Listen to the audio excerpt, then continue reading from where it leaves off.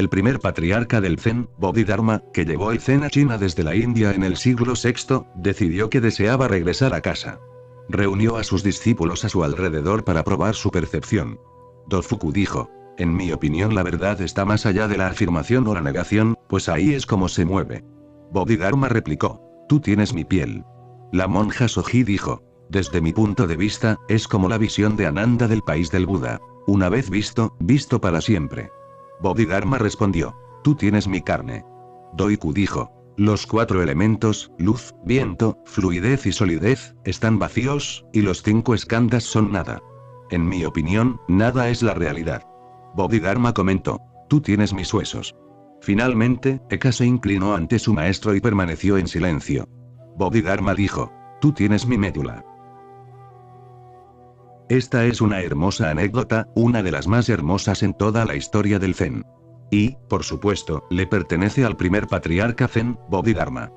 Bodhidharma es el genio de lo absurdo. Nadie lo ha sobrepasado nunca. Intenta comprender a Bodhidharma, su enfoque es único. Primero, cuando llegó a China, el emperador salió a recibirlo. Habían llegado rumores de que iba a llegar un gran hombre, y él era un gran hombre, uno de los más grandes. El emperador salió a su encuentro, pero cuando vio a Bodhidharma, se arrepintió. Empezó a pensar: hubiera sido mejor que no hubiera venido. Este hombre parece que está medio loco. Bodhidharma llegaba con un zapato en el pie y un zapato en la cabeza. Hasta el emperador empezó a sentirse avergonzado por recibir a un hombre como ese, y cuando se quedaron solos preguntó muy cortésmente: ¿por qué hacía esto? Bodhidharma dijo: esto es solo el principio. Tengo que preparar a mis discípulos. Si no puedes aceptar incluso esta pequeña contradicción, serás incapaz de entenderme porque soy todo contradicciones. El zapato es solo un símbolo. En realidad, quería poner el pie en mi cabeza. Bodhidharma llevó el Zen desde la India hasta China. Plantó la semilla del Zen en China. Inició un gran fenómeno a su manera. Él es el padre y por supuesto el Zen ha mantenido las cualidades de Bodhidharma todos estos siglos. El Zen es una de las religiones más absurdas, de hecho, la religión tiene que ser absurda porque no puede ser lógica. Está más allá de la lógica. Estaba leyendo una anécdota. Mientras la leía recordé a Bodhidharma. Escúchala. Un gran zoólogo informó a un colega de que estaba intentando cruzar un loro con un león de la montaña. No. Exclamó el otro. ¿Qué esperas conseguir? No lo sé exactamente, admitió el científico. Pero te diré algo, si empieza a hablar será mejor que escuches. Leyendo esta anécdota, de repente Bodhidharma emergió en mí. Era un hombre que también era un león.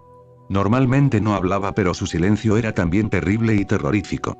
Te miraba a los ojos, totalmente en silencio, y algo como un escalofrío te recorría la espalda. Pero hablaba, y entonces también era como un trueno. Busca una foto de Bodhidharma y mira. Muy feroz y a la vez muy dulce. Un loro cruzado con un león, muy dulce y muy feroz. Toda la disciplina del Zen ha mantenido estas mismas cualidades. Los maestros Zen son muy duros en el exterior y muy dulces en el interior. Una vez que te has ganado su amor son dulces como la miel, pero tendrás que pasar a través de pruebas. Bodhidharma, durante 9 años mientras estaba en China, estuvo sentado frente a un muro, mirando la pared. En China se le conocía como el hombre feroz, que estuvo mirando una pared durante 9 años. Se dice que sus piernas se disolvieron, sentado y mirando solamente el muro. La gente llegaba e intentaba persuadirle. Míranos, ¿por qué estás mirando la pared? Y él decía: porque vosotros sois también como una pared. Cuando llegue alguien que realmente no sea como una pared, miraré. Entonces un día llegó su sucesor.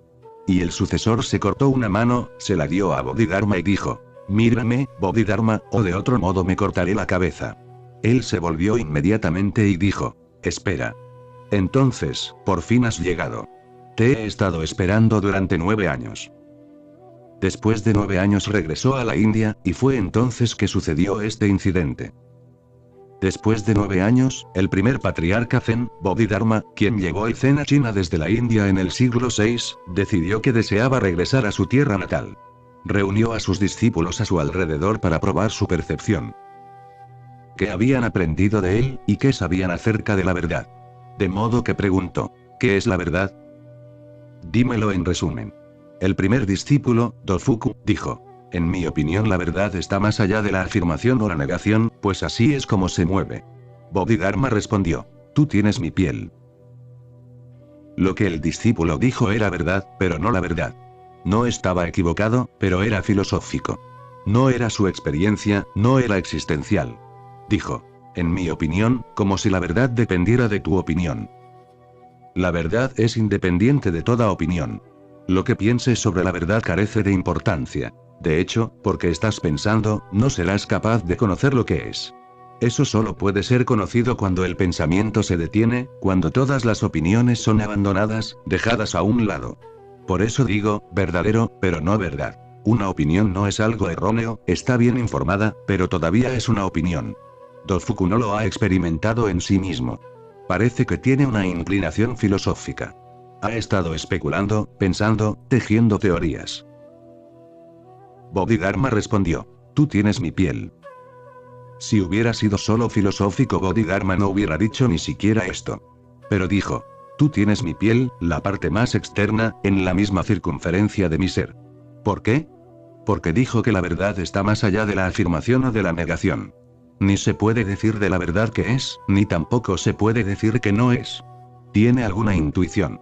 Ha ido tambaleándose en la oscuridad a través del pensamiento, de la lógica, pero ha alcanzado una cierta percepción. Y esa percepción es hermosa. No se puede decir nada sobre la verdad. No puedes decir Dios es, no puedes decir Dios no es, porque si dices Dios es harás de Dios un objeto, como una mesa, o como una casa. Entonces Dios se convertirá en una mercancía, en una cosa corriente. Y entonces, como dicen los filósofos lingüistas, la mesa puede ser destruida. Todo lo que es puede volverse no es. La casa puede ser demolida. El árbol está aquí hoy, pero mañana podría no estarlo.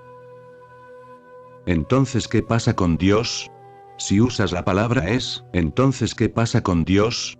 ¿Puede ser Dios en una situación donde no es? Porque siempre que se usa el es, también existe la posibilidad de no es. No, no se puede decir que Dios es. Pero, podemos decir lo opuesto, Dios no es. Eso tampoco es posible porque, si no lo es, ¿qué sentido tiene decir que Dios no es? ¿A quién estás negando y por qué? Si no es, no es. ¿Qué sentido tiene negarlo? Y la gente lo niega tan apasionadamente que esa misma pasión está diciendo: debe existir, Dios debe existir.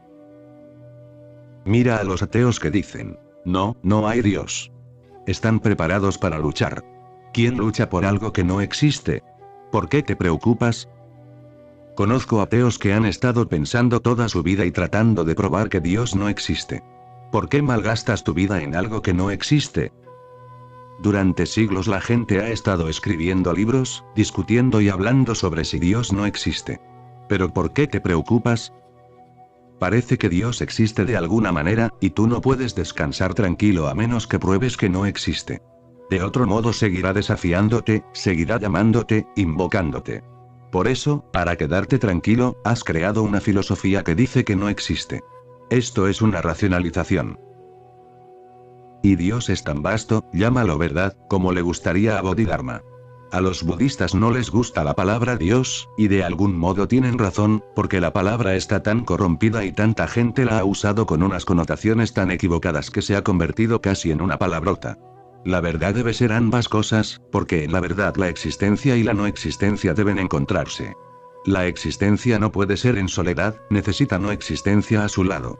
Así como el día necesita la noche, así como la vida necesita la muerte, la existencia necesita la no existencia. Por eso lo más elevado necesita abarcar ambas cosas, esto es lo que dijo Dofuku. Pero es todavía filosófico. En el camino correcto, pero todavía filosófico, justo en la periferia. Bodhidharma respondió: tú tienes mi piel. Laplace era un matemático, un astrónomo, que en los tiempos de Napoleón escribió un pesado trabajo de 5 volúmenes sobre matemáticas celestes.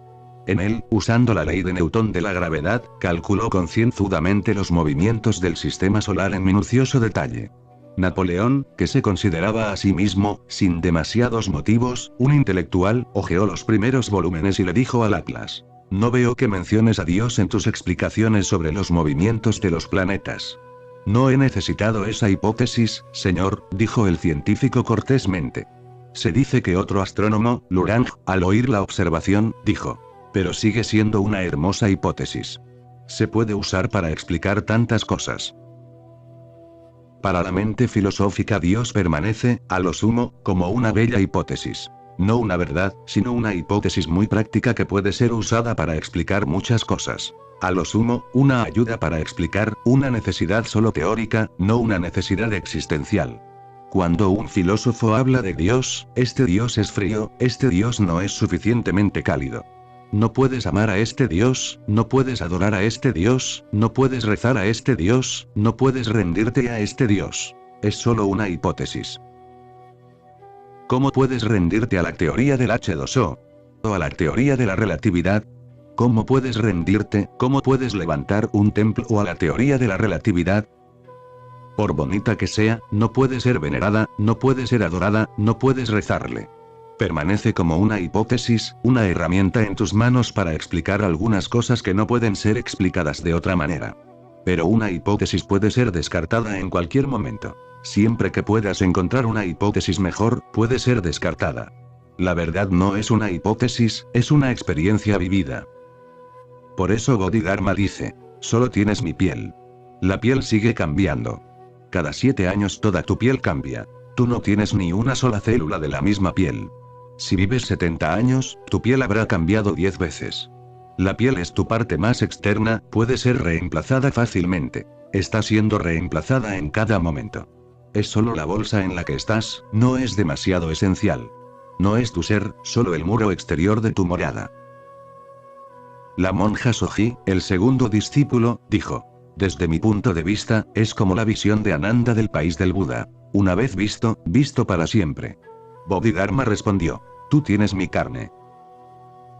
Un poco mejor que el anterior. Más profundo que la piel, está la carne. Un poco mejor, porque este no es un punto de vista filosófico.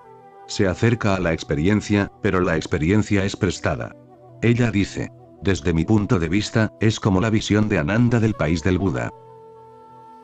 Ananda era el discípulo principal de Buda que vivió continuamente con él durante 40 años, siguiéndole como una sombra. Por eso la monja dijo: esa verdad es como la visión de Ananda del país del Buda, ese país del paraíso, país de luz. Una vez visto, visto para siempre. Entonces nunca puedes olvidarte de él, es un punto sin retorno. Una vez conocido, se conoce para siempre. Entonces no puedes caerte de él. Pero la experiencia no es la suya propia. La percepción es la de Ananda. Ella está todavía comparando. Su respuesta es teológica, no es filosófica. Teológica, como la de un teólogo cristiano que sigue hablando acerca de la experiencia de Jesús, como la de un budista que continúa hablando acerca de la experiencia de Buda, o la de un jainista que sigue hablando de la experiencia de Mahāvira. Es de segunda mano, no de primera. Tirando más a lo existencial, pero todavía teológica. Más contemplativa que la primera es más especulativa, la segunda es más contemplativa, mejor, pero todavía lejana. Entonces el tercer discípulo, Toiku, dijo: los 4 elementos, luz, viento, fluidez, y solidez, están vacíos y los 5 skandhas son nada. En mi opinión, nada es la realidad. Bodhidharma comentó: tú tienes mis huesos.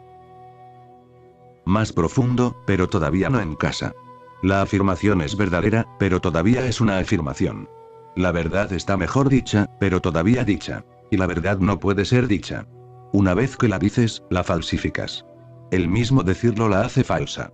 Él tiene razón, los 4 elementos, luz, aire, fluidez y solidez, es decir, toda la existencia, están vacíos. No tienen sustancia en sí. Es como un sueño, de la misma sustancia de la que están hechos los sueños, maya, ilusión. Nada es realidad. La nada es la realidad. De acuerdo, pero está tratando de decir algo que no puede ser dicho. Wittgenstein ha dicho que cuando el enunciar lleva a la falsedad es mejor permanecer en silencio. Si no se puede decir, permanece en silencio, porque digas lo que digas, será traicionar la verdad. Bodhidharma comentó: tú tienes mis huesos. Has llegado muy, muy cerca, pero todavía no has acertado. Finalmente, Eka se inclinó ante su maestro y permaneció en silencio. Bodhidharma dijo: tú tienes mi médula. Tú tienes mi espíritu. Eka se postró ante su maestro. Esta fue su respuesta. inclinándose en profunda gratitud, un gesto de agradecimiento, y luego permaneció en silencio. Esta es la verdadera afirmación, y no es una afirmación en absoluto. La verdad puede ser dicha solo a través del silencio, porque solo a través del silencio la verdad es escuchada. Es a través del silencio que se llega a escuchar la música ancestral en los pinos. Y solo a través del silencio puedes decirla sin traicionarla. Eka hizo dos cosas. Se postró. Ese es un gesto de profunda reverencia, respeto, agradecimiento, gratitud. En ese momento Bodhidharma pudo ver un vacío postrándose delante de él. No hay nadie en este cuarto discípulo, Eka. Él es únicamente un vacío en su interior. Él es aquello que el tercero dijo. Vacío, nada. Él ha experimentado lo que el segundo señaló. El país del Buda de Ananda. Él es lo que el primero trató de decir filosóficamente. Más allá del sí y el no. Solo el silencio está más allá de la negación o la afirmación. Solo el silencio no es ni teísta ni ateo. Solo el silencio es religioso, solo el silencio es sagrado. Para mostrar lo sagrado del silencio, se postró y permaneció en silencio. Realmente lo dijo sin decirlo. Este es el único modo de decirlo y no existe otro. Bodhidharma dijo: tú tienes mi médula. Tienes el centro más profundo de mi ser. Puedo ver las nubes a 1000 kilómetros de distancia, escuchar la música ancestral en los pinos. También tú puedes escucharla. Es tu derecho de nacimiento. Si te lo pierdes, solo tú, y únicamente tú serás el responsable. Escucha en los pinos, solo escucha. En este mismo momento está allí. Solo tienes que estar como Eka. En profundo agradecimiento, en silencio, e inmediatamente está aquí y nunca ha sido de otra manera. Solo es preciso un giro hacia tu interior, para Vritti. Alguien preguntó al Buda: ¿cuál es el milagro más grande?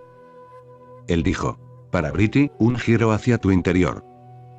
Ve hacia adentro, conéctate, y serás capaz de ver las nubes a 1000 kilómetros de distancia, y serás capaz de escuchar la música ancestral en los pinos.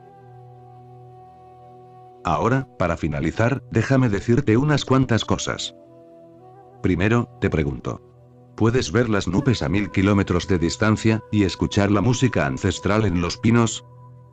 Los místicos hindúes la han llamado Omkar, el sonido primordial. O incluso mejor, la han llamado Ata, el sonido silencioso, el sonido sin crear. El sonido que siempre ha estado allí, el sonido mismo de la existencia. Te está rodeando, está dentro de ti, sin ti. Tú estás hecho de él. Así como dice la física moderna que todo está hecho de electricidad, los místicos orientales han dicho que todo está hecho de sonido.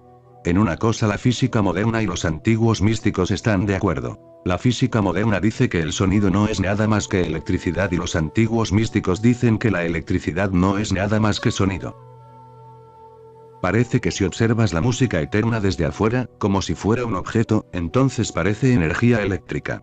Si lo sientes, introspectivamente, no como un objeto sino como tu mismo ser, como tu subjetividad, entonces se escucha como un sonido. Anahata. Entonces se escucha como una música. Esta música está allí constantemente, no necesitas hacer nada más que escucharla. Escuchar es de todo lo que trata la meditación. ¿Cómo escuchar eso que ya está allí? En una pequeña escuela había un niño pequeño sentado en la parte de atrás de la clase, con cara de estar soñando despierto. Jaimito, preguntó la profesora, ¿tienes algún problema en oír? No, señora. Tengo problemas escuchando. Yo sé que puedes oír, no tienes problemas con eso, pero no puedes escuchar. Escuchar es algo totalmente diferente de oír. Escuchar significa escuchar sin mente. Escuchar significa oír sin ninguna interferencia de tus pensamientos, escuchar significa oír como si estuvieras totalmente vacío. Si tienes en tu interior, aunque sea un pequeño temblor provocado por el pensamiento, olas de pensamientos sutiles rodeándote, no serás capaz de escuchar, aunque serás capaz de oír. Y para escuchar la música ancestral, la música eterna, se necesita estar totalmente aquietado, como si uno no fuera. Cuando eres, puedes oír. Cuando no eres, puedes escuchar. Todo el problema de la religión reside en cómo no ser, en cómo estar en un silencio tan profundo que este ser se vuelva casi equivalente al no ser, y no quede ninguna diferencia entre el ser y el no ser, y los límites entre ser y no ser desaparezcan. Eres y a la vez, en un cierto sentido, no eres. No eres y a la vez, en un cierto sentido, por primera vez eres. Cuando los pensamientos no te están molestando, los pensamientos son como ondas en un lago. El silencio es como un lago sin ondas, solo siendo, de repente te haces consciente de una música que siempre te ha rodeado. De repente te penetra por todos los lados. Estás abrumado, estás poseído. Esto es lo primero que hay que entender. No serás capaz de conocer la verdad a menos que consigas ser capaz de escuchar la música ancestral de Omkar. Esta música es el auténtico latido de la existencia, esta música es la mismísima puerta de la existencia. No serás capaz de entrar en el templo de Dios si el puente no es esta música. Solo con esta música, montado en esta música, entrarás. El reino de Dios está disponible solo para aquellos que han sido capaces de escuchar la música eterna. Ha sido escuchada, yo la he escuchado. Tú puedes escucharla. Nadie, excepto tú mismo, está obstaculizando el camino, nadie lo está impidiendo. Si te lo pierdes, te lo estás perdiendo por tu propia culpa. No hay un muro entre tú y la música. Incluso si sientes un muro, este es solo el de tus propios pensamientos. E incluso entonces la música sigue penetrándote.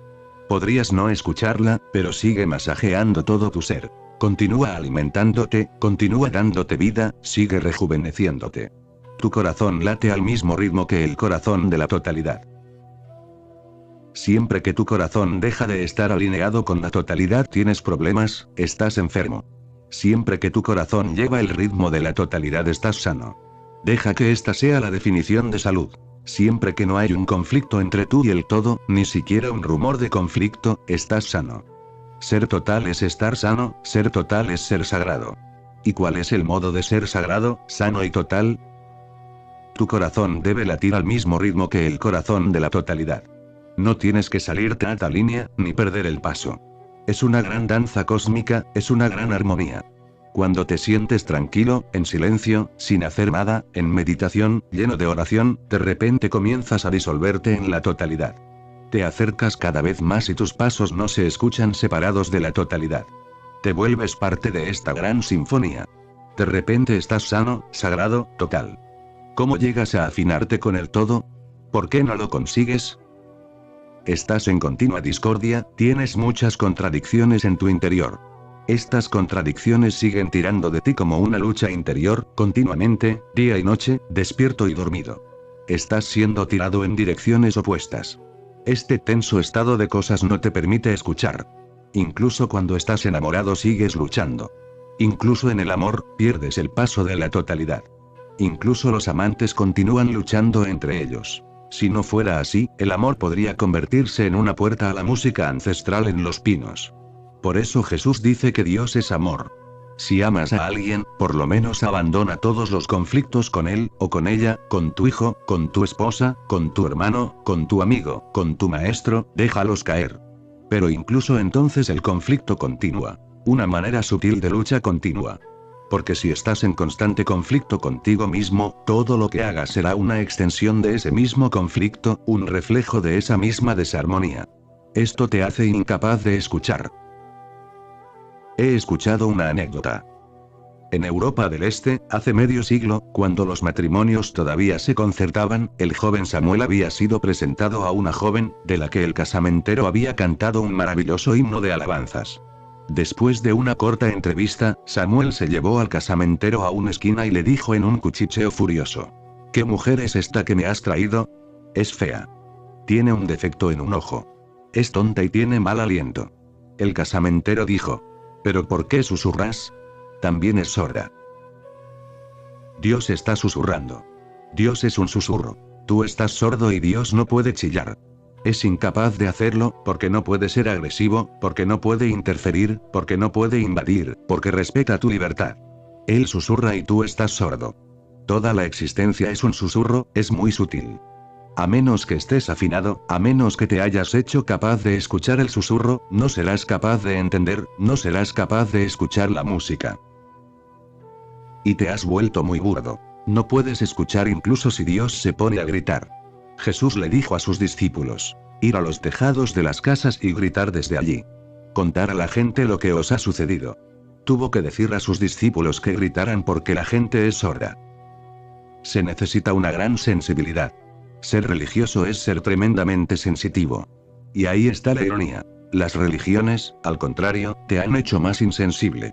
Te han hecho casi grosero con su constante charla sobre conflicto, dificultad, lucha, métodos ascéticos. Han hecho de la religión además un campo de batalla. Los jainistas llaman a su Tirthankara, Mahavira, que significa el gran guerrero, como si hubiera una guerra constante con la verdad, como si la verdad tuviera que ser conquistada. No, la verdad no tiene que ser conquistada, tú tienes que ser conquistado por la verdad. La verdad, solo el pensar en términos de conquista es un absurdo. Tienes que rendirte a ella. Si luchas con tus métodos, yogas, técnicas, te volverás cada vez más grosero. No serás capaz de sentir experiencias sutiles y delicadas que constantemente están sucediendo a tu alrededor. ¿Te has fijado? Si eres un músico, tus oídos se vuelven muy sensibles. Si eres un pintor, tus ojos se vuelven tremendamente sensitivos. Entonces ves colores que otros nunca han visto. El verde no es solo verde. Hay 1001 matices del verde. Entonces cada hoja del árbol es diferente, tiene un matiz diferente de verde, es único, es individual. Si eres un poeta, entonces cada palabra tiene su propio romance. Cada palabra tiene su propia música sutil, su propia poesía. Hay palabras poéticas y palabras no poéticas. Si eres un poeta te vuelves capaz de ver poesía por todos lados, siempre que miras con los ojos de un poeta. Ves algo más que nadie, excepto tú, puede ver. Te vuelves más sensible hacia todo lo que haces. La religión necesita la sensibilidad total de los sentidos, de los ojos, de la nariz, de los oídos, del gusto, del tacto, porque la religión no es una parte de la vida, es la totalidad. Puedes tener oído musical y no tener ojos en absoluto. De hecho, los ciegos tienen mejor oído musical porque toda su energía comienza a ir a través de los oídos. Sus oídos se vuelven tremendamente sensitivos porque no tienen ojos, y a través de los ojos pasa el 80% de la energía. Con los ojos cerrados, la energía funciona a través de los oídos. Los ciegos se vuelven muy musicales. Comienzan a escuchar sonidos sutiles de los que tú nunca has sido consciente. Un ciego llega a reconocer a la gente por el sonido de su pisada. Yo solía ir a un ciego. Siempre que entraba en su habitación inmediatamente me reconocía. Por eso le pregunté, ¿cómo lo haces? Me dijo, por tus pisadas. Tus pisadas son diferentes a las de cualquier otra persona. Cada cosa es diferente. Igual que la huella digital de tu pulgar es diferente de la de cualquier otra persona en el mundo. Pasado, presente, o futuro, de un modo exactamente igual, el sonido de tus pisadas es diferente, único. Nadie ha caminado de ese modo antes y nadie va a caminar de ese modo después. Pero no podemos reconocer a las personas por el sonido de sus pisadas, es imposible. El oído puede ser extremadamente sensible. Entonces te conviertes en un músico. Si tus ojos son muy sensitivos, te conviertes en un artista, un pintor, un escultor. Pero la religión es tu ser total, te vuelves muy sensitivo en todos los aspectos posibles. Las puertas de tu casa tienen que estar abiertas para que pueda entrar el sol y la luz del sol, para que pueda entrar la brisa fresca y mantenerte constantemente vivo, joven, puro y vital. Sé sensitivo si quieres ser religioso. Lo que estoy diciendo es casi lo opuesto de lo que te han enseñado a buscar. Si vas a tu gente religiosa, a los así llamados santos, te parecerán casi insulsos. No tienen sensibilidad. De hecho, le tienen miedo a la sensibilidad. Han estado intentando comer su comida sin saborearla. Lo llaman aswa. Lo han convertido en un gran método. Mahatma Gandhi solía enseñar a sus discípulos: comed sin saborear la comida. Ahora bien, si tú haces esto, poco a poco perderás la delicada sensibilidad de tu lengua. Entonces no serás capaz de sentir la divinidad. Si no puedes saborear el alimento, ¿cómo puedes saborear la divinidad? La divinidad también es alimento y en el alimento, la divinidad se esconde. Los Upanishads dicen: Anam Brahm, el alimento es Brahma. Ahora, si no puedes probar el alimento, puedes adormecer tu lengua puede casi morirse, puedes seguir atiborrándote sin saborear. Entonces te estás perdiendo una dimensión con la que alcanzar la divinidad. No serás capaz de entender lo que dice Jesús: yo soy tu alimento, cómeme. Imposible de imaginar, te comerás a Jesús también sin saborearlo. El Islam se asustó de la música porque la música tiene un poder tremendo sobre la humanidad, y es bueno que lo tenga. En cualquier lugar que ve que algo tiene un gran poder sobre la humanidad, la religión se vuelve competitiva, celosa. La comida tiene un poder tremendo sobre la humanidad. Hay mucha gente que vive para comer y mucha que come para vivir. La religión se asustó. Su Dios se puso celoso de la comida. Apareció la competición. Dijeron: matar el sentido del gusto, de otra manera la gente escogerá la comida en vez de escoger a Dios. La música tiene un poder tremendo. Puede poseer. Puede hacerte estático, intoxicarte. El Islam se asustó. La música fue excluida. Se pensó que la música era irreligiosa porque el éxtasis debería venir de Dios y no de la música, como si la música viniera de otro lugar. Sucedió que vino un músico a la corte de un emperador. Era un genio muy poco común, y dijo: tocaré mi vena, mi instrumento, solo con una condición. Que nadie deberá mover la cabeza mientras estoy tocando. Nadie deberá mover el cuerpo, la gente deberá volverse como estatuas de piedra. El emperador, a quien le dijo que esta condición debería cumplirse, era un loco. Dijo: no te preocupes. Si alguien mueve la cabeza, le será cortada inmediatamente. Se avisó a toda la ciudad que si venían a escuchar al músico, supieran bien cuál era el riesgo. Venid preparados, no os mováis, especialmente la cabeza. Miles de personas querían ir. Habían acariciado durante largo tiempo la idea de escuchar a ese músico, y ahora él había llegado con esa condición tan peligrosa, casi absurda. ¿Quién ha oído hablar de un músico que pida que se cumpla tal cosa? De hecho, los músicos se alegran cuando la gente se balancea, cuando las cabezas se mueven y el cuerpo y su energía comienzan una danza sutil. Se sienten felices porque su música está poseyendo a la gente, la música es efectiva, la gente se conmueve. La emoción es un movimiento. Por eso la palabra emoción viene de movimiento. Cuando la gente se conmueve, se estremece, se estimula, un músico se siente feliz, recompensado, apreciado. Entonces, ¿qué tipo de hombre era ese? Fue poquísima gente, solo los que estaban locamente enamorados de la música, que dijeron: está bien, como mucho nos pueden matar, pero a este hombre hay que escucharlo. Acudió muy poca gente. El rey hizo los preparativos. Los soldados estaban de pie por todas partes con las espadas desnudas. Entonces el músico comenzó a tocar su vena. Durante media hora nadie se movió. Los espectadores parecían yogis, sentados como budas de piedra, sin moverse, como muertos. Entonces de repente fueron poseídos. A la vez que el músico entraba cada vez más profundamente en la música, algunas cabezas comenzaron a moverse y a balancearse, luego unas pocas más. Cuando la música terminó en mitad de la noche, muchas personas fueron apresadas. Iban a ser decapitadas, pero el músico dijo: no, no hay necesidad de matarlos. De hecho, estos son los únicos que tienen capacidad para escuchar. No los matéis.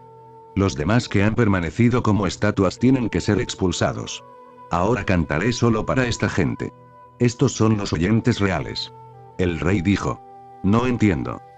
Es simple, contestó el músico. Si no puedes ser poseído tanto como para que la vida deje de tener importancia, no estás poseído. Si no puedes arriesgar la vida, la música es secundaria y la vida es primaria. Llega un momento en el que uno puede arriesgar la vida, entonces la música se convierte en una prioridad, la música se convierte en lo esencial.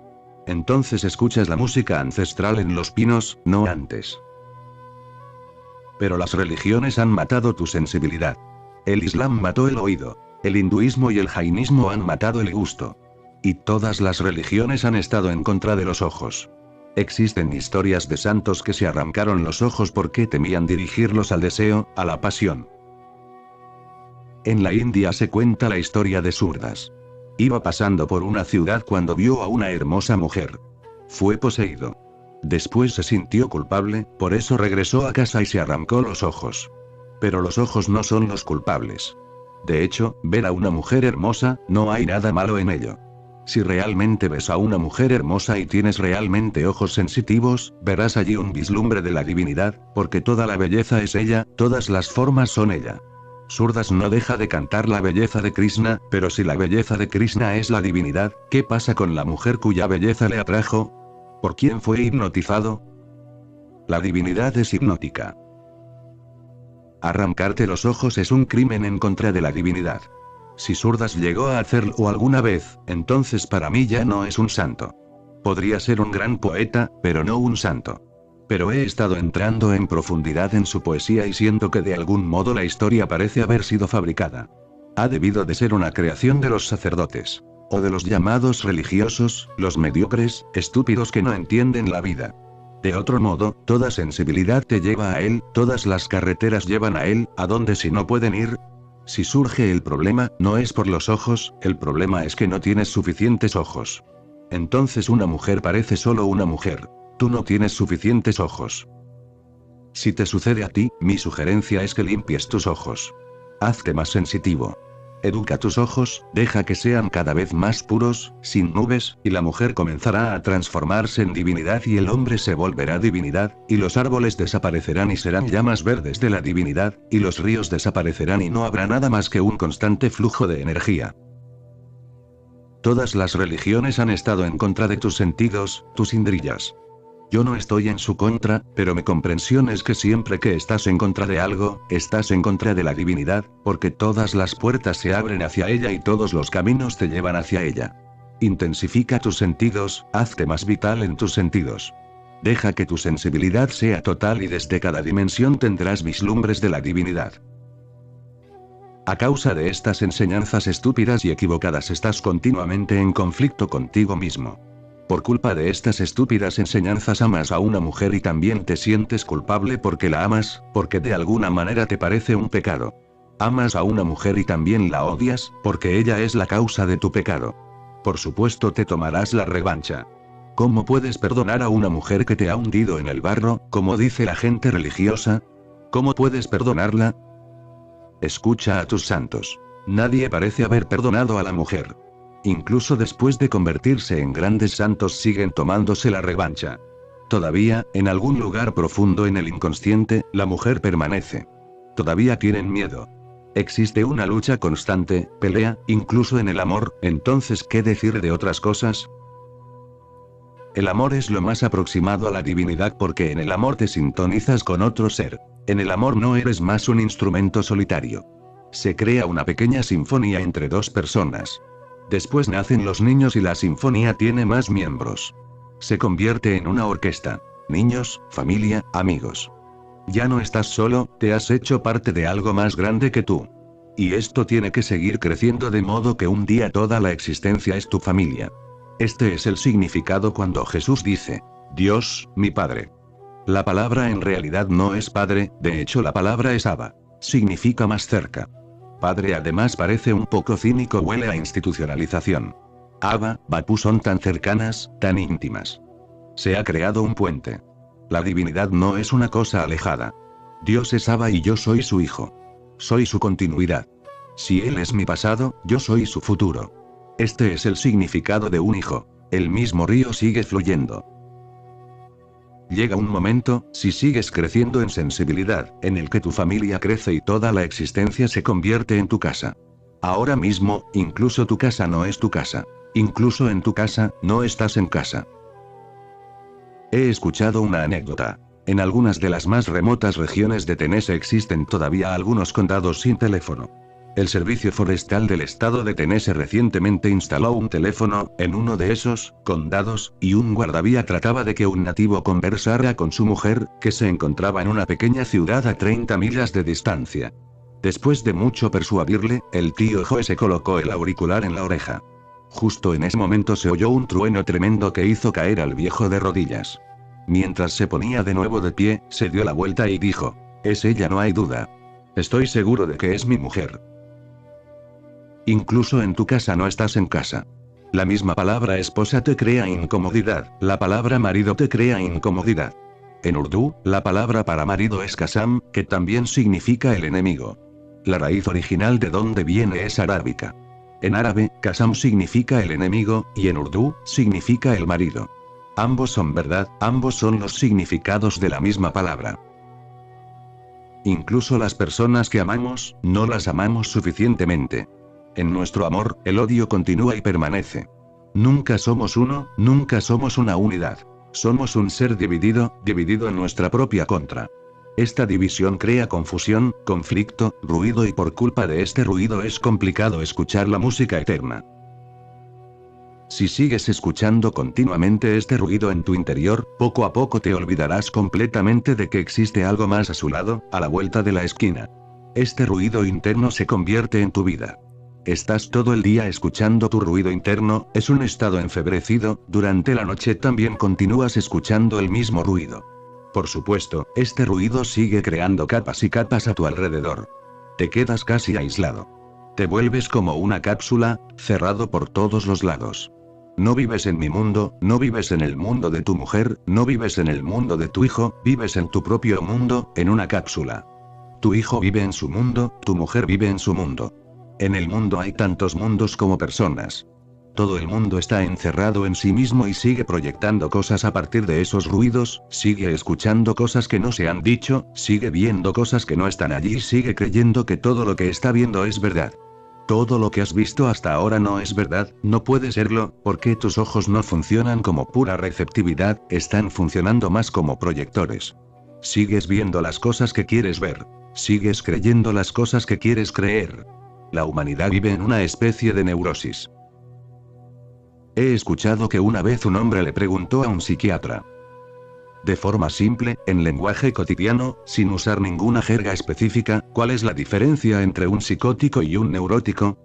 Bien, dijo el psiquiatra, después de pensar un momento, se puede explicar de este modo. Un psicótico piensa que 2 y 2 son 5. El neurótico sabe perfectamente que 2 y 2 son 4, pero se muere de preocupación. Existen dos tipos de gente en el mundo: los psicóticos y los neuróticos. El psicótico ha llegado, ha sacado sus conclusiones. Es una persona dogmática. Dice: solo mi religión es la verdadera religión. Dice: solo mi Dios es un verdadero Dios. Está absolutamente seguro. Es muy peligroso. Su seguridad no proviene de su experiencia, su seguridad proviene de que en el fondo está muy inseguro, en profundo conflicto, agitación. ¿Cómo evitarlo? Se aferra a una conclusión. No escuchará nada que vaya en contra de su ideología. Podría ser comunista, o católico, o hindú, o jaina, no hay diferencia. La persona psicótica ya ha llegado, ya tiene sus conclusiones. Ha dejado de crecer, ha dejado de aprender, ha dejado de escuchar. Vive de sus conclusiones. Por supuesto, se pierde la vida, porque la vida es un proceso, sin conclusiones. La vida siempre está en el medio, no hay principio ni final. Y es tremendamente vasta. Todos los dogmas pueden tener algo de verdad, pero ningún dogma es la verdad, no puede ser. La vida es tan grande que ningún dogma puede abarcarla en su totalidad. Por eso una persona realmente inteligente duda. Nunca es dogmático. Está listo para aprender, listo para escuchar. Aquí viene mucha gente. Siempre que veo a alguien que mientras me escucha está tratando de comparar sus notas con sus conclusiones, sé que está metido en un gran lío. Y puedo ver si están comparando notas o escuchándome. A veces asientes con la cabeza, dices: correcto, estás perfectamente en lo cierto, ese también es mi razonamiento. Estás de acuerdo conmigo, pero no me estás escuchando, de hecho estás contento porque sientes que estoy de acuerdo contigo. Otras veces tu cabeza dice: no. Puede que no te estés dando ni cuenta de lo que estás haciendo, puede que sea inconsciente, pero este gesto está sacando algo de tu inconsciente. Dices: no, no puedo estar de acuerdo con esto. Esto va en contra de mi conclusión. Esto no encaja conmigo.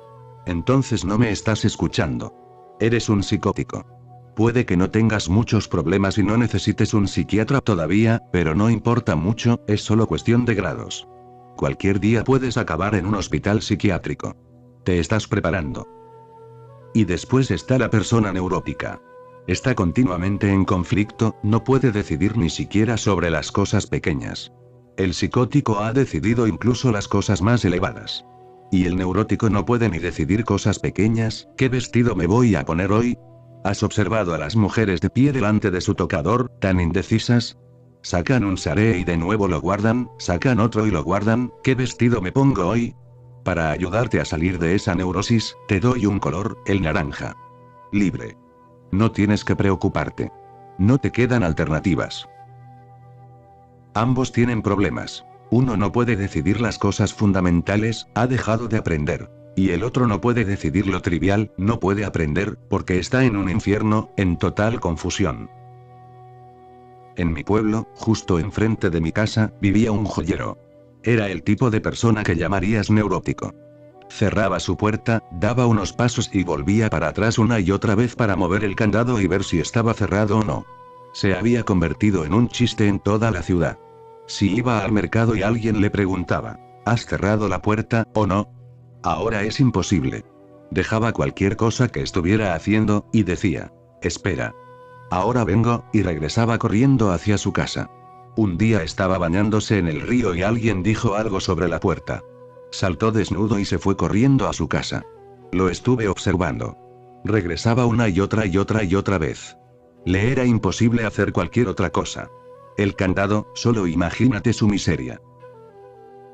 Normalmente, tú eres ambos. Estos son casos extremos. Normalmente eres ambos. En algunas cosas eres un psicótico, tienes que decidir lo más elevado, si Jesús es el Hijo único de Dios, el Hijo unigénito. Esto es psicosis. Entonces, ¿qué pasa con Buda y con Lao Tse y con Zaratustra? Sobre algunos temas has decidido y sobre otros estás completamente confundido. Una parte de tu ser es neurótico y una parte de tu ser es psicótico. Y por culpa de esta locura no puedes escuchar la música ancestral que siempre está ahí. Meditación es salirte de tu psicosis y salirte de tu neurosis. Es simplemente salirte de ambas. Porque por un lado no tienes ninguna conclusión importante contigo y, por el otro, no estás preocupado acerca de lo trivial. Simplemente estás en silencio. Simplemente estás siendo tú mismo, sin decisiones, sin conclusiones, sin centro y sin estar preocupado por pequeñas cosas. Si puedes estar en un estado en que los pensamientos no interfieran con tu ser, sin pensamientos pasando por delante, de repente estás rebosante.